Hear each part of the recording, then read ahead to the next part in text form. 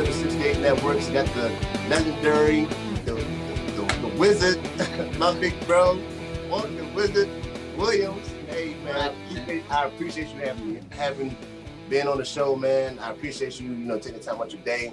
It's a holiday. I know you got things going on, so I appreciate you, giving me your time, man. So how you been doing, man? I'm good, man. Just trying to get through these crazy times, staying indoors and just trying to stay safe and keep my family safe. Right. Same here, man. I'm doing the whole the distance learning, man. So I'm dealing with that. I appreciate teachers a lot more, man. A lot more, man. A lot more. For sure. Yeah. Have you been keeping up with the? I know you've been keeping up with the Terps this year. So what you think about them this season and how things are going and those last two must wins they just got. So. Well, thus far early on in the season, they've had some big wins. When you're talking about Wisconsin and Illinois, two really, really good teams.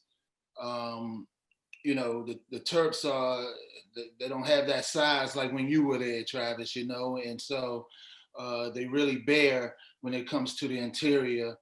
And so often, most nights, especially when you get into Big Ten play, they're going to be at a disadvantage with guys who can not only rebound the ball, who play strong around the basket, but who can score around the basket. So it's going to take Coach Turgeon and the coaching staff just trying to figure it out and put together schemes that can help these guys on the defensive end. And then offensively, they got to be able to take advantage, guys like Dante and Jarius, they're going to have to take advantage of these bigs on the other end with their perimeter play and being able to stretch guys out and beat them off the dribble to create easy opportunities on the other end. So that's basically that's the formula for them to win this season, because they just don't have what they need down low in terms of the depth that they'll need.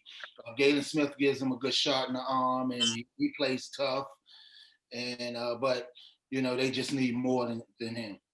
Right. Yeah, and I've been. Obviously, I've been keeping up with them, and like you said, that the inside play, man, this has been like I saw them against Michigan, and Hunter, went to work, and then the kid at Indiana, when he got going, but like you said, that big win against Illinois, and then the last win, as players, we know that. Especially going towards tournament time, that momentum get going. You win a couple. It's just like us. We hit our first. We probably missed a few, but we hit our first shot. We're like, I bet. Let's get it going. Like, I'm good now. Let's go. So I'm pretty sure that they got that after these last two wins. Against Illinois, and then the game against Wingate. So it was a must win. So. You can't go around the team like that right now, because I know you were doing the broadcast with them, so you're not doing that right now. You missed that? When we broadcast, we are, for the home games, we are up in the suites. Okay. So we are not near the players at all. But, ironically enough, you can see things from a different perspective. Normally, we're right there on the court, and you can see that side view and get the version of the game as if I'm a player. But from the stands now, I can get that perspective of seeing the whole court. And so you can kind of see what's going on out there on the floor a little bit better, actually, from that point. But you're not as close to the action. You don't get the feel of the game like you would, and all those aspects of the game like you would when you're up close. Right. And I asked Coach Williams this, man, just with the whole COVID situation. First, they didn't even know they was going to have a season. Yeah. First of all, last year they was doing really well. Everybody thought he was going to go far. Yeah. He was going to have a chance. And then your season ends like that. So as a player, as a former player, like, what does that do to you? Especially like, Conway, Sticks left. But what is that? I mean, you're like, man, we probably about to win the whole thing. We got a chance to win the whole thing. And then next thing you know, the season's gone. Like, yeah, it had to be a shock for the team. Just like you said, they certainly had a legitimate chance to win it all, with the combination of being able to be an up-tempo team with Cowan out there pushing the ball, and the way his floor vision went to another level in that second half of the season.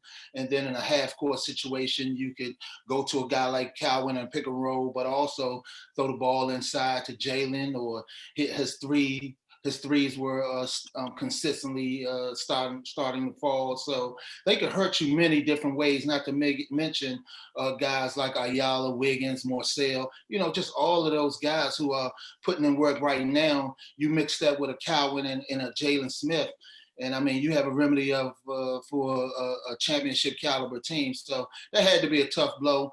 To soften it all, they did get an opportunity to hoist up the Big Ten championship. So you did end on a good note in that respect. But I know that's going to always be in the back of their mind, something that they always wonder, could they have done it? So I think that part of it is long lasting. But the environment is what it is. And so as players, you just adapt, man, because I don't care. I know growing up for myself, we could play on the indoor court. We could play on the outdoor court. It could be snowing, whatever you're trying to do. Let's get this hoop in. So you adapt and you just play the game. Yeah, and that's the same thing. I was talking to Coach Williams last week about it, and that was the same thing. Like, I mean, if you're a competitor, you going. I mean, open gym. You got no fans. There ain't nobody there watching you, cheering you on. So I mean, we going, like you said, we going to hoop. Like, you go to the playground, we going to get it in. I don't care who there. We going to hoop. So with that, it's like, we was talking about the fans. How especially back in the ACC, like the fans was essential. Especially you played at Cold Field, so y'all like it was crazy there. You know what I mean? Like we was just talking about that too. I mean, I didn't have an opportunity to play there at Maryland, but just like the fan aspect. But now everything is more dependent on your bench. Now the bench really got to be involved. Whoever got the loudest bench got the home court advantage, regardless of where you're playing at. And you really can see that, the bench really, you have to generate that energy for each other now. And so you're absolutely correct. Where you're playing at really doesn't matter now. It's about whose bench has the most energy and who brings it from the very beginning. And then it's the job of the guys that's out there in the court to keep that momentum going. You gotta make positive plays. You gotta do things out there to have your bench going crazy for you. And so it's so important, that aspect of it now. But also, you in this environment, especially when you're talking about younger guys who are getting playing time in significant minutes, now to not deal with the opposing crowd, I think that gives a little bit more confidence. That gives you a little bit more of a comfort level out there. And so I think it helps younger players just to make that seamless transition from high school to college. Yeah, absolutely, man. Like you said, that's, you don't have that pressure now. You don't have that pressure going to the Dukes Arena and all those, like you said, those big, like playing at Florida, that crowd was crazy, So you don't, like you said, you don't have that pressure. So you kind of can go up there, you mess up, and then your team got your back or whatever. You don't have to worry about the crowd getting on you or the booing and all that. So it's like you said, like it's huge. It's interesting to me just watching them. Even when I'm watching NBA games, it's just there's no fans in the stands. I mean, you might have a few sprinkled out, but it's like it's different, man. Obviously, that was a big part of my game, man. Not in the respect you would think. Like for me, it was great to play in front of my family and friends and hear the crowd cheer for you when you did something great. But for me, I got so much joy playing on the road, having people cheer against me and screaming at me, and then I do something out there to shut them up. That made me feel so good, man. I loved that part of the game much more than people cheering for me. So, it's just weird all the way around. Even, with that mentality, you still don't have that to generate that energy. So it certainly is weird watching these guys, and more importantly, you see like the stands or the fans are they tend to sit close to the basketball court, so that kind of help you gauge what's out of bounds and things. So you see guys step out of bounds a lot more as well because the bleachers are so far away. Right. It distorts your feel for the game a little bit. So, it takes getting used to it. But at the end of the day, like we said earlier, it's hoop. You just hoop. I don't care who in the stands. Like I said, man, I was curious to see how things were going to go. I was just curious. Like, I'm pretty sure everybody was just curious about the fans not being there, how they going to like integrate the sound. Now you can hear. I was telling Coach Williams, I didn't bring it up, but I'm like, imagine if there's no fans there, but everybody can hear us. Hey, everybody can hear exactly what he's saying. Like, hey, I didn't even bring it up, bro. But I was like, imagine if the fans can hear exactly. That would be crazy. He kind of mentioned it, but he didn't really go into it. And Gary, he was like, I can yell. I said, yeah, you lucky, man, because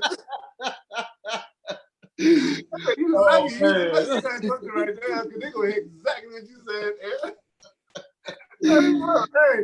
Imagine that, man. Imagine that. The people behind our bench, they know exactly what he's saying, but like, then the whole world gonna my family, my friends used to when they used to come to the game. Oh man, they used to wonder to sit so close to the bench, man, so they could hear Gary, so they could hear Coach, man. He was entertainment, man, for sure. Hey, bro, I don't know though, man. Hey, they would have hear what he's saying. I don't know, bro. It would have been ugly. I don't know, but he definitely would have had to tone it down, for sure. Could he do it though? That's the thing. Like, I don't know. He didn't do it though, because he's so into it. He's so into it. So, and he don't care. So, hey, bro, I was going to bring it up. I said, you know what? No, I'm gonna let it slide. But not speaking of that though. I know when you got to Maryland, it's so much going on, man.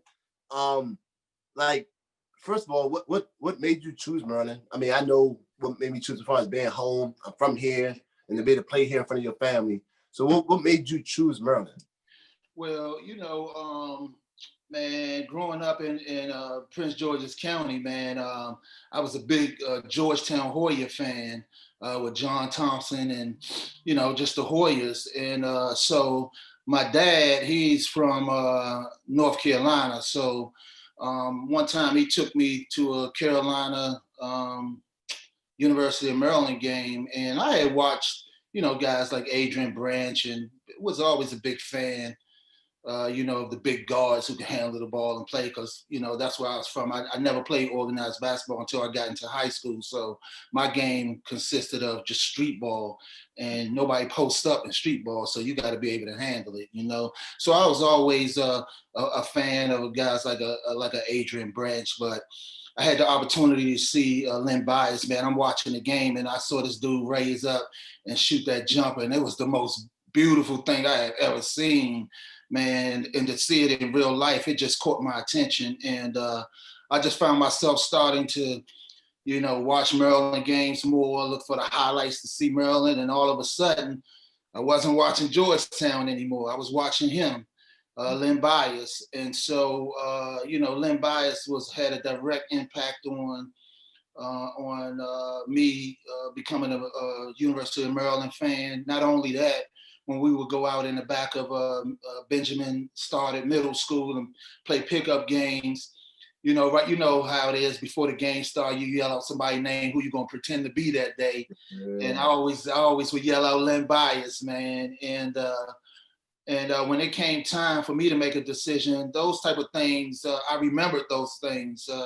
I remembered the impact that he had on not only me but my community, and I wanted to have that same effect. I wanted, the kids around the way to, when they playing pickup games, I wanted them to pretend like they were me, just like I did Len Bias, And so I thought that the only way I could achieve that is to follow in his footsteps and play at the University of Maryland. So, Len Bias is a huge reason why I went to the University of Maryland, and of course, also Coach Bob Wade.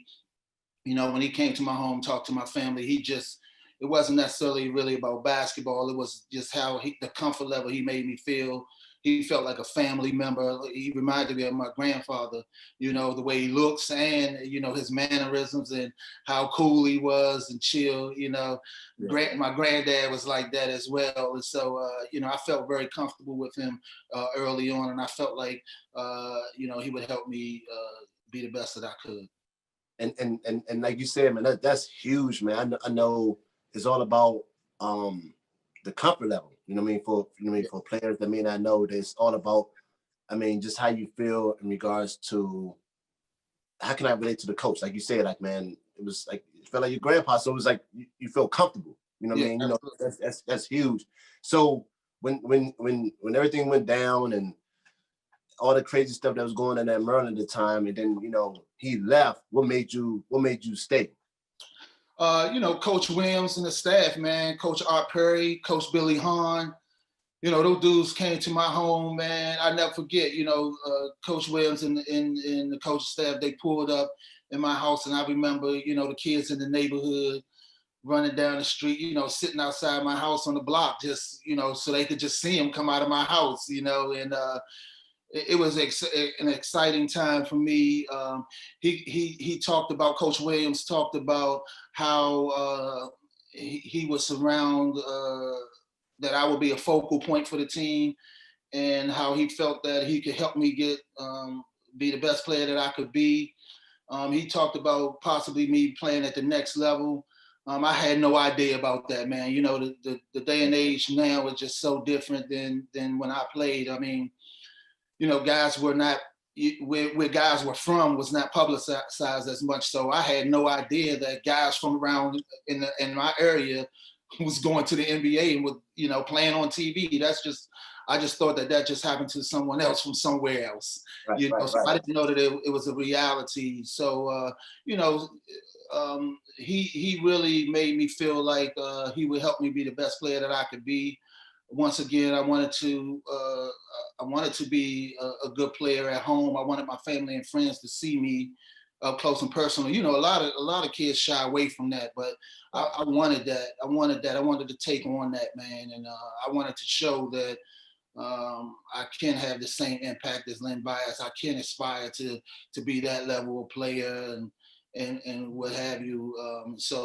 I was a wild dude. I mean, who would think something like that? You know, Right, that dude was everything. But I really felt that I wanted to come behind and give it a shot, see what I could do.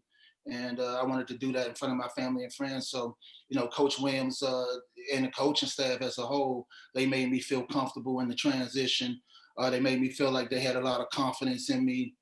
And as I went on throughout my career, you know, Coach Williams was tremendous, and not only the growth in my skill set, but my mentality, man. He really helped me grow in having confidence in myself. and that was, I mean, like I said, man, I didn't watch a lot of college basketball growing up until I got to the marathon. Mhm. But like, I mean, stories for days, man. Like you basically, how does it feel, man? Basically, I mean, I know you. You know what I mean? You big bro. You so humble, man. So, but how does it feel knowing that you was basically like the pillar, like the kind of like step kept running together, even throughout the craziest times when things was going on. You know, obviously with the Len Bias, and you know, you have different coaches coming in. Um, like, how does it feel, man? Like you from here. Like Yeah. I was telling Lonnie, and I was like, man, how does it feel? You know, win the national championship. I'm from here. You do it here. Like you home. So how does it feel for you knowing that you was like that glue that kind of kept running together where everything was kind of like, in a sense, kind of like falling apart in a sense? I mean, I tell you the truth, man. I didn't concentrate on that at all, man. I had no idea. The thing for me was that I didn't really even agonize about making a decision whether to stay or leave. You know, when I realized or when I found out that I could transfer and then play right away, that really heightened things on me making a decision on what I was going to do. And I think that most thought that it was in my best intentions to transfer so I can have an opportunity to play in the NCAA tournament.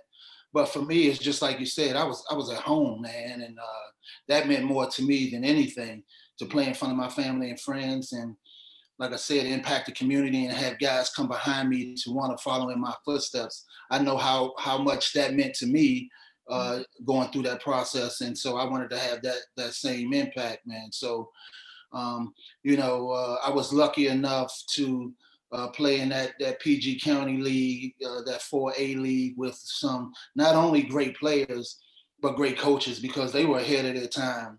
They allowed me and many other guys to play with versatility. Virtually every big dude that I played against could dominate around the basket and shoot threes and beat you off the dribble, all of that. And we talking about in the 80s, and so I believe that my high school league was ahead of the curve, not only with the players, but the way the coaches coached, and that really helped me a lot, especially with the transition from going to high school to college and going from a center power forward to a point guard, and it was easy for me because of being in that environment in that PG County League, but also the roots of my game came from street ball. And so the combination of that allowed me to be a versatile player and make that transition. And that really helped me a lot. I think that, but the biggest thing for me was Coach Williams and his confidence that he had in me.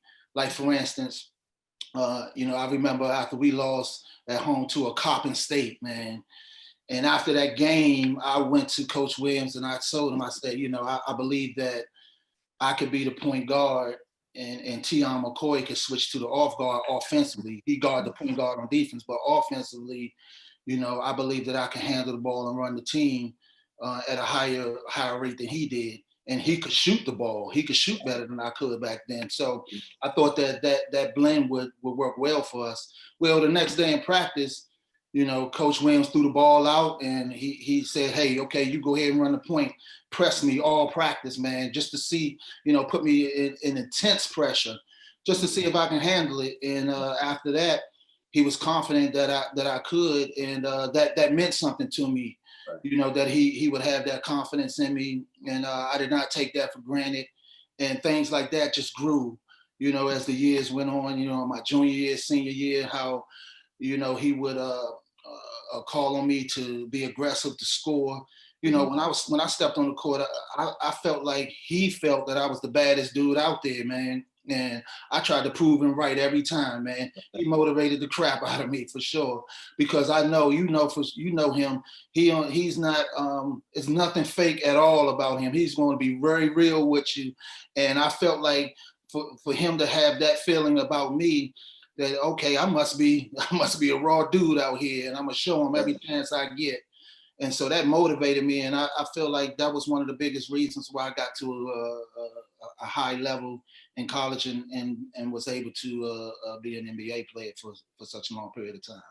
And like you said, man, that's huge, man, in regards to your coach having that much confidence in you. It makes you go out there, like you said, I'm going to go out there and prove him right, because he believed in me this much, so I'm going to go out there and basically prove to him that you're not wrong, in a sense. Man, 6'9", running the PG. I mean, now it's more normal now, because you got kids out there going there at 7 feet. He told 6'9" back then, man. I mean, you had the Magic Johnsons, you had the Oscar Roberts, you got those limited people, but when you thought 6'9", they could shoot it, could run the PG. Like, obviously, growing up, you being tall, but the coaches want to get in the post because you're big, you're post player. So, what was your inspiration to be?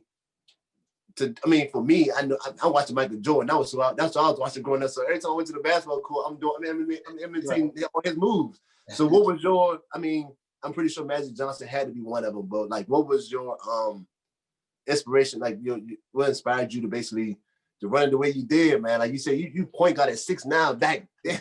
You know what I mean? Like, hey, I used to watch George Gervin, man, Iceman, and so big guards, and like I said, Adrian Branch. Those guys had handle, and for me, I took a lot of pride in, I didn't want to get the ball, and when those little guards would push up 94 feet thinking they could take the ball, I didn't want to turn my back and crab dribble guys up the court. I wanted to not only show the dude who was pushing up on me, the little guard who was pushing up on me, but I wanted to show his coaching staff, and I wanted to show everybody that was in the gym that day and everybody watching that if this dude pushed up on me, I'm gonna shake his drawers off. And that's what I was trying to do every time. I was trying to embarrass dudes who were trying to take the ball from me. And then me being a point guard really took my game to the next level because I took a lot of pride in, I thought that when you're a point guard out there, you are the coach on the floor, so I took a lot of pride in that. And I made sure that my knowledge of what coaches wanted to happen out there went to another level. Before I got switched to a point guard, when we would run plays, I knew what I was supposed to do. Right. But when I got switched to the point guard, I knew what everybody was supposed to do. I started to learn the game that way. When we made plays, it wasn't, I pass it to this side and then I go here. It's when I make this pass, the guy over here, he's making a down screen. That guy is cross screen. I knew what everyone was doing on every play. And so my knowledge of the game just grew to a whole nother level. And I could direct guys where they needed to go if they didn't know where they were supposed to be. It allowed me to, when I would call plays, I could see, okay, we're set. And when the play started, I didn't pay attention to the play anymore because I knew it was going to happen. But now I started to pay attention to the defense. And so I could tell when guys were out of position, when this action happened right here, this guy's out of position, he's not going to be able to get there. So a lot of people thought that, oh man, this guy's 6'9", he's making some great passes, but I mean, it was normal passes, bounce passes, whatever. Anybody can make the pass. It was that I would pass dudes open. I knew it was going to happen before it happened. Mm-hmm. And so that took me to another level, not only with passing the ball, but scoring as well. I could pick my poison when to be aggressive out there based on just my knowledge of knowing what has transpired throughout the game, the passes I was making, the defensive position I was making guys be in because of what I was doing earlier. And now it's time to attack. I was in tune to all of those type of things. And the root of it all, the basement level of it all was just that I had a knowledge of knowing the plays, what everybody was doing on the plays. So that really helped me grow a lot. And it was because I was the point guard. I mean, oftentimes Coach Williams gave me the freedom to, how you pushing the ball up the court and then you look over to see what play the coach wants you to run. Yeah. Oftentimes I would call the play without looking over. He would have that confidence in me. And I know he wasn't that type of coach. He would want to call the plays out, but we sort of had a kinship out there. I understood what he wanted to get accomplished out there through the course of the game. And so I started to get a feel for the calls that he would make. And, I would start to do it sometimes on my own so that we can get into it very quickly and I didn't have to look over it. And those type of things just helped my confidence grow to the next level. Yeah, man, that's like you said, man, that's huge when you, like you said, man, your coach got that much confidence in you that you can kind of like you say you're the coach on the court. You know what I mean? So you run the whole thing, but he had that much confidence in you where he let you go ahead. And like you said, Coach Williams not like that. He like to be in control. So that's huge, man. What I'm curious about, and I'm pretty sure a lot of people are too, in regards to, like you said, with everything going on back then, man.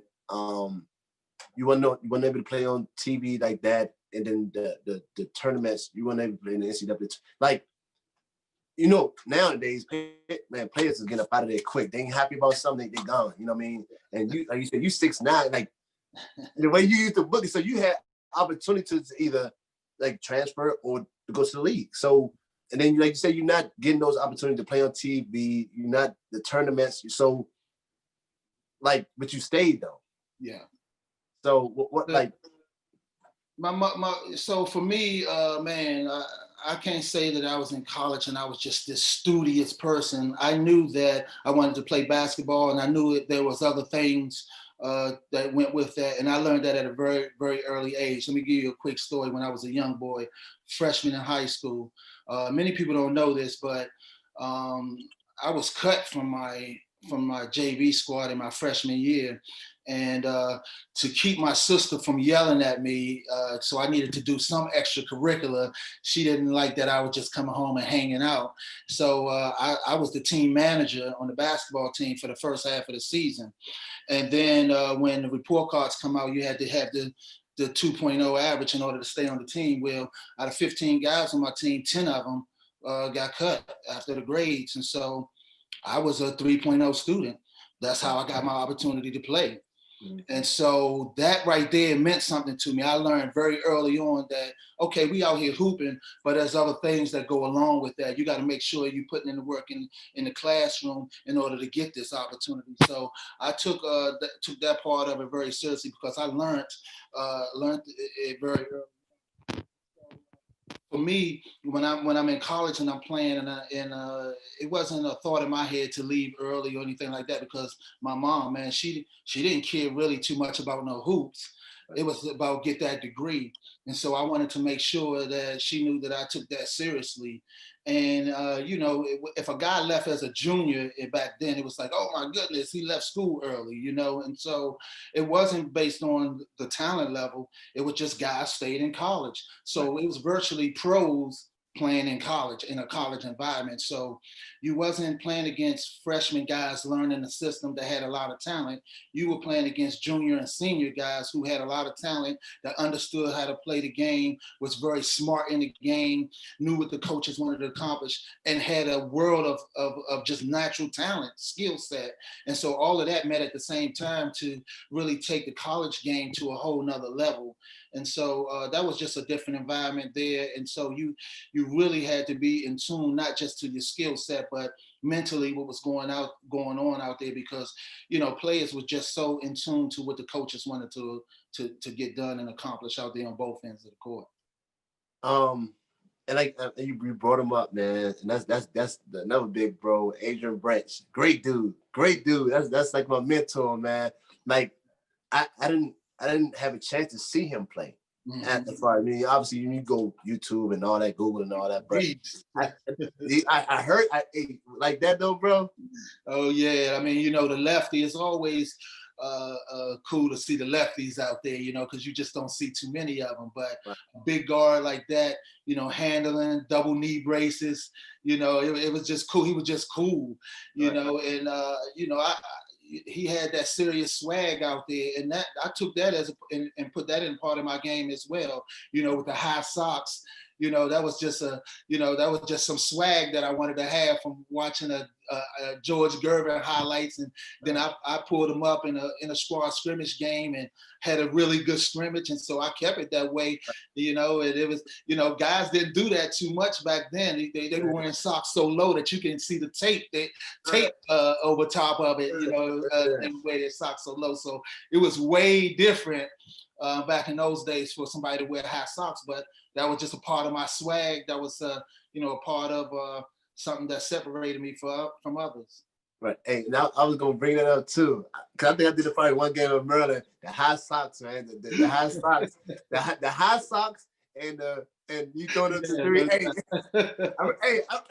remember we was playing Duke, and I saw you. I don't know if you saw it.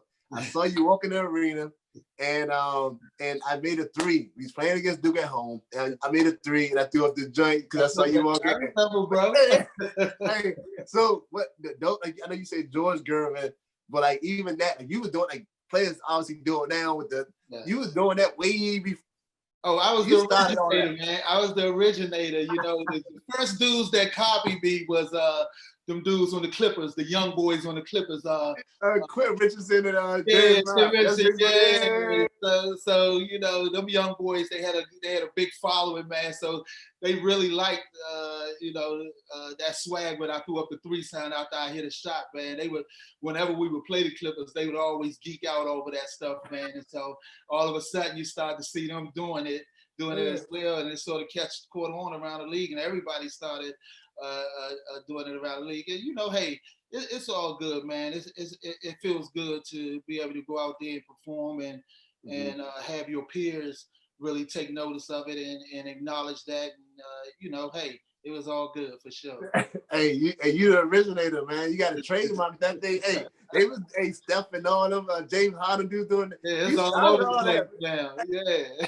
Hey, you doing the walk? Hey, you doing the walk, man? You doing the Walt Williams? That's what you said. Hey, so when you finished up at Maryland, you got drafted, man. Like, how was that?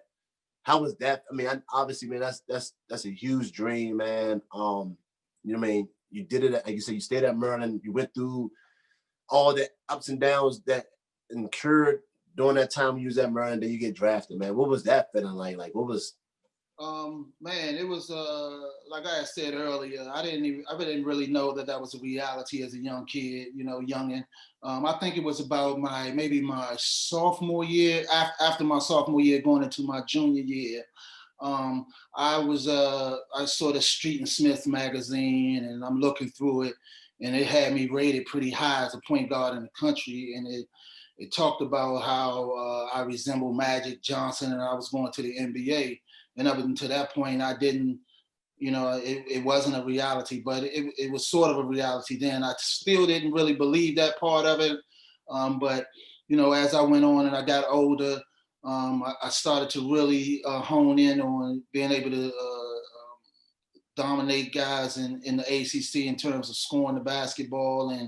And in my senior year, just going through the season the way I did, I really felt like, I was the best player in the ACC, and in those times, there was no question that the ACC was the best conference in college basketball. So, I felt like I was a real dominant player there, and by the time I was a senior, I really felt like that I put myself in a position to continue playing basketball. So for me, it was just sort of the next thing, when I was in high school. Okay, what's the next? Okay, we go to college and we play basketball, we play on TV, whatever. And now, now it's going to the NBA. That's the next step. So it wasn't like this big thing for me, but it was just sort of like I'm working hard and I'm doing what I need to do to be the best that I can be. And so now it's on to the next thing. And so I never saw the next thing as this huge thing. It's just, in the moment and trying to be the best that you can be. And so it was just great to hear my name called. It was kind of bittersweet because at the same time, my father was going through cancer. He had cancer and he ultimately passed away. And so he wasn't able to come to Portland. It was in Portland that year. He wasn't able to be there with me when I was drafted. Just a big part of my success throughout. And for him not to be there with me at the pinnacle, it was bittersweet. I was happy in the moment, but I was thinking about he wasn't there with me. And then right before I had to show up for training camp in Sacramento, he passed away shortly before then. So it was just a tough time for me. It really hit me in the gut, man. And when I reminisce and think back on it, it's probably something that I never rebounded from. That's crazy, man. Yeah, sorry to hear that. I can only imagine, like you said, man. That's you go doing something that you probably never thought of. Then you have that going on at the same time, and then you got to report. You got to go to work. Yeah, you got that going in your brain, man. So I was thinking about a whole lot of things, man. It was just. I remember as a high school player when I talked about earlier, as I was a team manager, and then I played in the last part of the season for maybe like 6 games or so. I remember coming out of the locker room after the game and walking out to meet my family, and he would just be looking at me, man. And I was thinking to myself, man, what is he looking at me like that for? But as a father, it was a sense of pride, and he was so proud of me. And after every game I played, I searched for that, man, and to lose that, it was a big blow to me. I can imagine, man. Yeah, I can only imagine. So in regards to like playing the NBA, what was your some of your fondest moments? Like I said, I never had the opportunity to actually play. So especially back, that's when basketball was good. NBA was what it was, but what was some of your fondest moments? Something that you like that you always reminisce on? I mean, I know you got a lot of stories, man, but like some of your fondest memories that, you know. Man, I remember it was a lot of things, man. I was the only rookie on the team, so I had to do a lot of getting newspapers for guys in the morning, on the road, or waking up to get guys coffee, singing for them dudes, man. It was craziness, man. And so they were really they didn't play around with that stuff back then, man. It'd be 6, 7 guys that jump on you if you if you thought you was gonna be rebellious. Yeah. So it was serious back then on that stuff, because it was a brotherhood, man, and you had to do your part early on to show that you respected the brotherhood, and it was hard work. It was hard work. Guys were big and physical, still maintain quickness out there, man. So it was just a whole nother level of basketball. And I was lucky enough to play with veteran guys who were very professional, like Wayman Tisdale or Spud Webb, Mitch Richmond, Hall of Famer. Those guys really took me under their wing. A guy like Randy Brown, a young guy who ultimately later on in his career won a championship as well. But he was huge for me, on and off the court. Really good friend of mine that really showed me the ropes. And man, it was huge. Anthony Bonner, I just played on the team that had a host of veteran guys who really looked after me, man. So it was a great time, especially going through the things that I was going through personally. Those guys really helped me transition and make it through. And so I'm grateful to those guys, man. They probably don't even know what I was going through and what they helped me through during those times. But it was a great experience, just playing at the highest level, just getting better and wanting to play against the best competition ever, man. Watching these guys on TV and now having the opportunity to play against them, it was huge, man. And I wanted all of that, man. I wanted that competition. I really thrived on that, and man, it was a great experience for me to not only go through that, but I mean, I was in Sacramento, way in California, coming from PG County. It was not only different on the basketball court, but just the culture in Sacramento. It was not a city like I was used to being in, and so it was a lot of things that I had to adjust to. But like I said, I had great people around me, so that transition was easy for me. That's what's up. You played with Steve. Yes. You played with Steve. How was that, man? Basically playing with somebody that knew who you were. I mean, you big bro. So, but then you got somebody to play with that played at the same university. I played the same university. You got the legendary Hall of Famers there. How was it to play with Steve? I know you was older, so I know you was like big bro to him, even when he was there at Houston.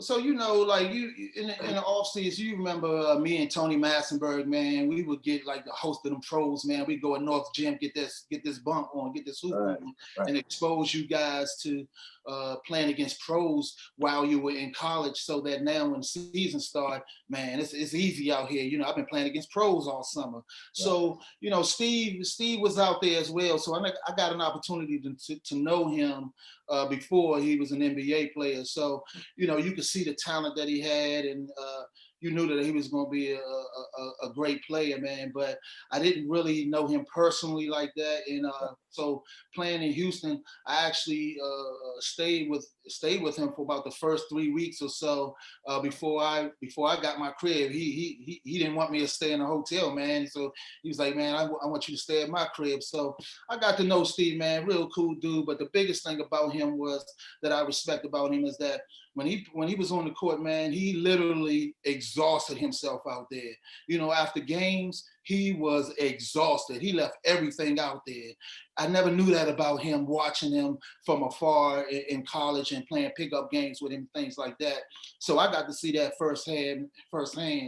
And man, it was awesome to see the respect for the game that he had, and how he gave everything out there. I mean, he literally gave everything out there, and it was awesome to see him play like that. Yeah, I mean, like you said, man. I mean, a lot of stuff that you're telling me, I didn't even know myself. Yeah. Obviously, you see the work being done, but a lot of people don't understand what goes behind all that. They just see they see the rewards of it all. They see, he was a hard worker, bro. He was a hard worker for sure. Yeah. So you go. So how was your transition? Because I ain't gonna lie, even for myself now, I retired when I was in 2017. I ain't gonna lie, I missed the. My body don't miss the plan. My body don't miss the plan. Yeah. But right.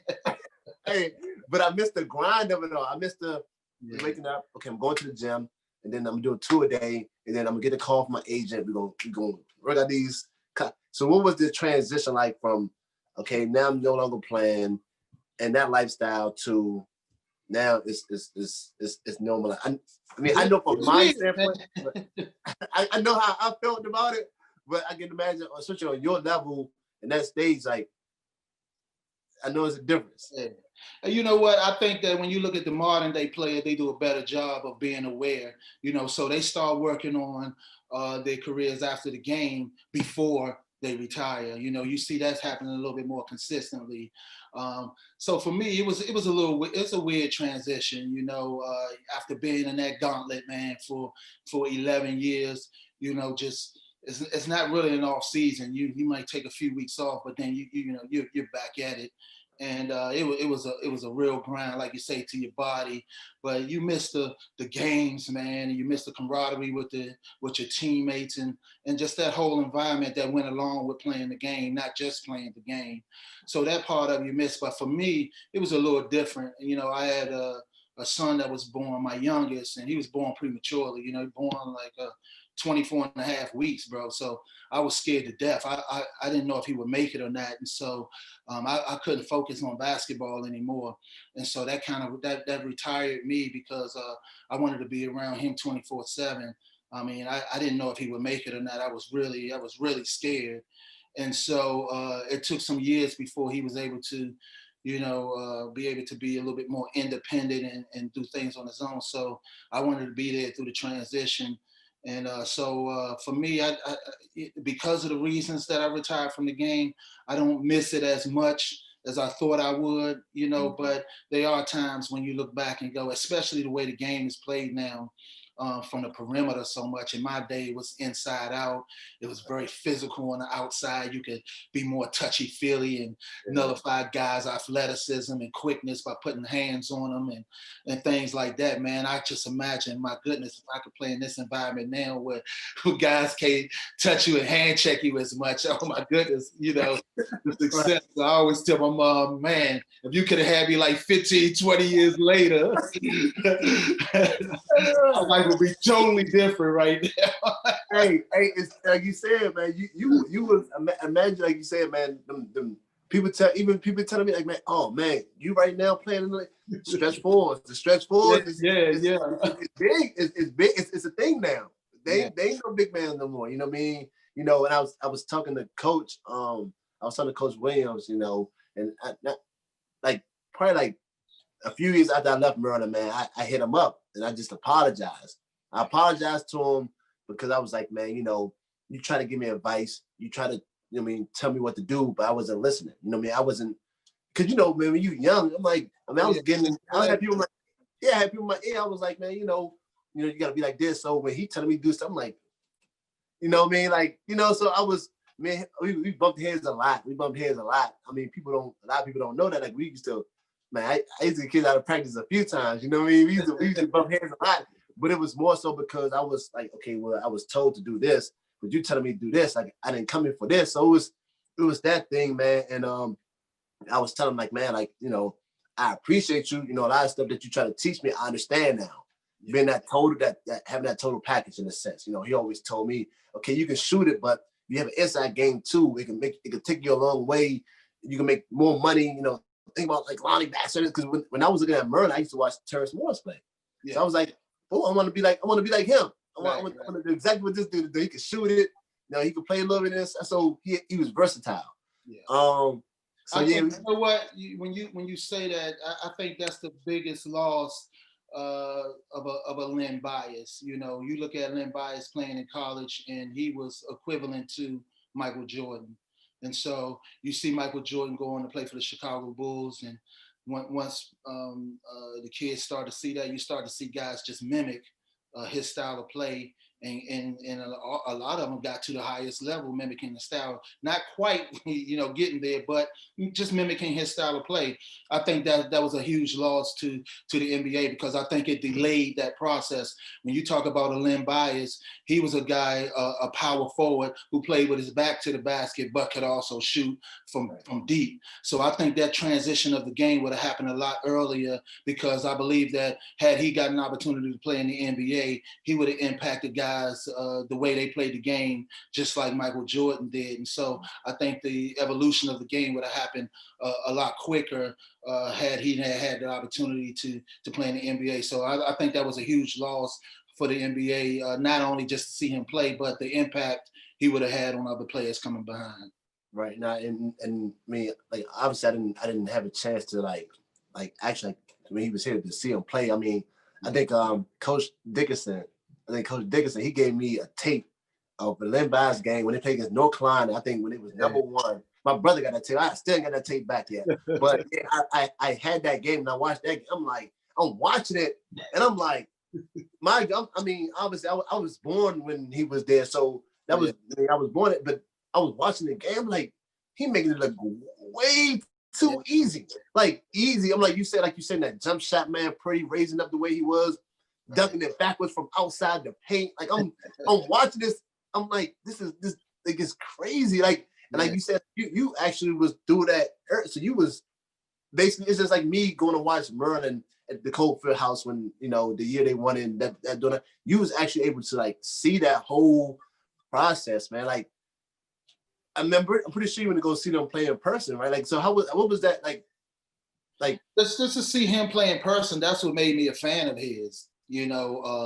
Watching it on TV, you kind of got a feel for what he could do out there, but just seeing it in person, that changed me from being a Georgetown Hoya fan to a Terp fan. He was just so impactful, that I started to mimic him out on the basketball court and just try to do the things and shoot the way he did, have that type of form. It took me years to really work on my form and shooting the ball to where I became a shooter. But I tell you what, during those times, it was just great, just trying to learn and follow behind him. And so he was very impactful for me, not only just choosing to go to Maryland, but the impact that I wanted to make and how serious I was about that was because I was trying to attain a goal. I was trying to have the impact like Len Bias did, and so that fueled me as well.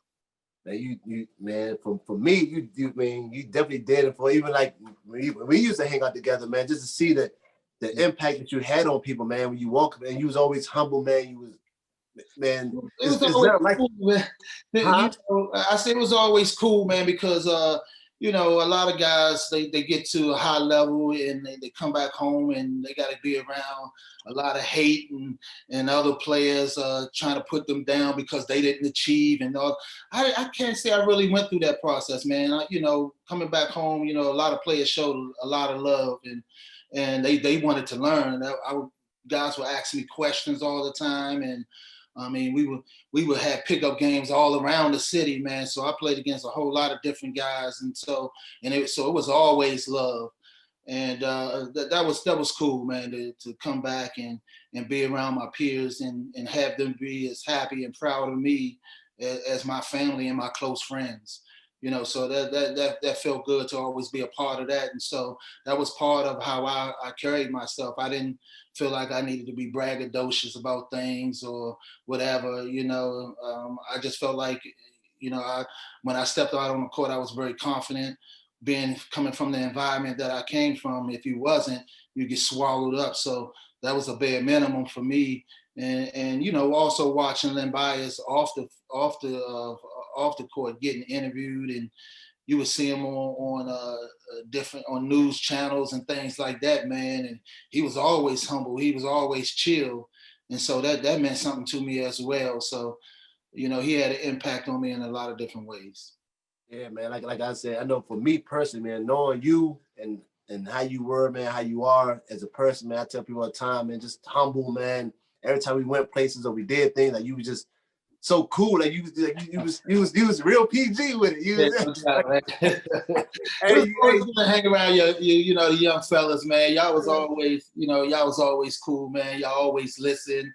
You know, it wasn't like you guys were know-it-alls or things like that at all, man. So you guys were always humble as well, man. So it was always cool to hang out with the younger guys like yourself. yeah, and I appreciate even like I remember you and Tony coming up to the gym and working me out during the summers.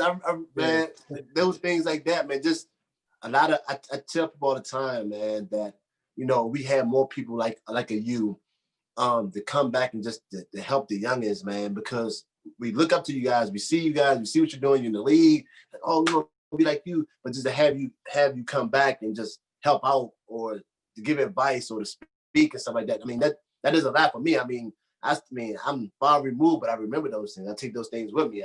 Those things don't, and a lot of times when we're in the moment, we don't understand or comprehend what we might mean to somebody else. But you know what I mean? Like man, for you, everything that you did for me, the advice you used to give me, man, keep it 100. You used to keep it real 100. Like, I mean, for myself, I appreciate it. I know you got that. I know you got the book. You and Tony was doing the book about Len Bias. Yes. Talk a little bit about that.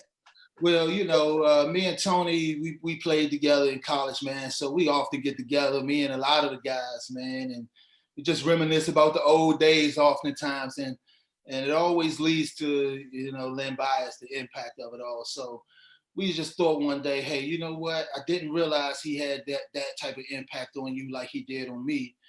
We thought it'd be a good idea to write this book, man. And most know about Len Bias, his the accolades, you know, ACC Player of the Year, lottery pick, you know, those type of things, but and the circumstances surrounding his death. But few know the impact that he had, you know, in his life and his death. You know, the positive impact.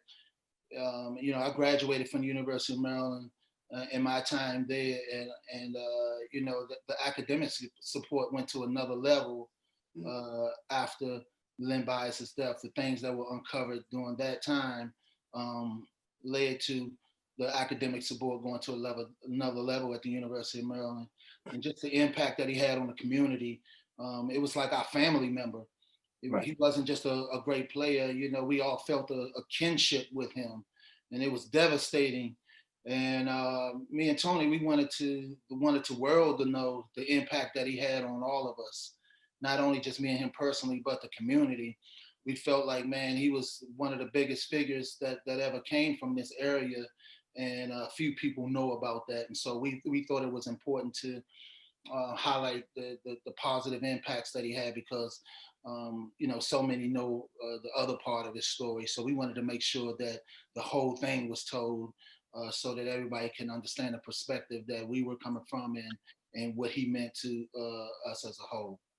And like you said, man, the impact, like I said, I didn't have a chance to see him play in person, but like I was over in Ukraine, bro. I was in Ukraine, and they showed we was in film. We about to watch film, and the documentary came on, and my Ukraine players like, oh, you went to Maryland, like, so they see that, like you said, that impact. I mean, it's still talked about to this day. It's still talked about. Hey, let me tell you something, Travis. I remember the documentary they did on Len Bias. So I think that I was the only guy that was interviewed that didn't play with him. I didn't make the cut on the film, but you know, it was a moment in the film when they asked me about him, I'm just talking about him, that I had to just take a minute, you know, because man, I was just crying. I was maybe like 40 years old, man, you know, and it was just still, he was just a superhero to me. And I didn't realize that it was still that painful for me. You know, it was years and years later, you know, like, man, that dude was just everything, man. He was so impactful. And so, you know, it was just great to, as much as we can get the information out on him, man. It just makes me feel good, because he just had such an impact on my career. Yeah, man, like you said, man, I mean, just some people don't want to talk about it. Some people still, like you said, it's a sensitive subject. You know, you bring it up like this because, like you said, man, the impact that he had on this community, like not like, honestly the world. Because when I heard at his funeral, man, it was like a president passing away. Like how many people was there? Yeah. Like it's just it's crazy. It's a bigger than basketball type of thing. Like he had that much impact. I mean, like I said, man, he still talks about to this day. You know what I mean? To this day. So yeah, man. Look, Lessons from Lenny. You know, that's the name of our book, and the title says it all. If there were lessons learned in his life and death that me and Tony Massenburg took to heart, and we wanted to be able to express those things, man. So it was great to be able to go through the process of writing this book with him. So it was awesome for sure. Where can you get the book from? Man, you can get it from anywhere they sell books. Also, you can get it from lessonsfromlenny.com. You get autographed copy from if you order it from lessonsfromlenny.com. But you can get it anywhere you sell books. So it's available all over.